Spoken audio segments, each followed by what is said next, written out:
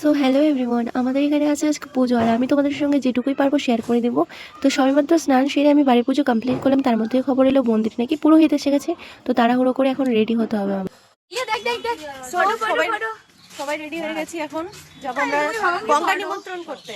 ভাই দেখো এদিকে,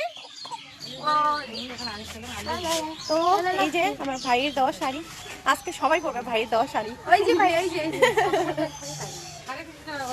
কেমন লাগছে জানি, ঠিক আছে। তো রেডি হয়ে গেছি, সবাই কিন্তু রেডি হয়ে গেছে। তারপরে এখন আমরা যাচ্ছি মন্দিরের দিকে। চলো, সবাই আমরা রেডি হয়ে গেছি, দেখো। তো আমি দেখাচ্ছি সবাই কারা কারা, অনেকজন, সবাই মানে ভাইয়ের শাড়ি পরে একদম, মানে এই পুজোতে কার কি হোক বা না হোক জানি না, বাট ভাইয়ের তো এল লেগে গেছে এই পুজোতে।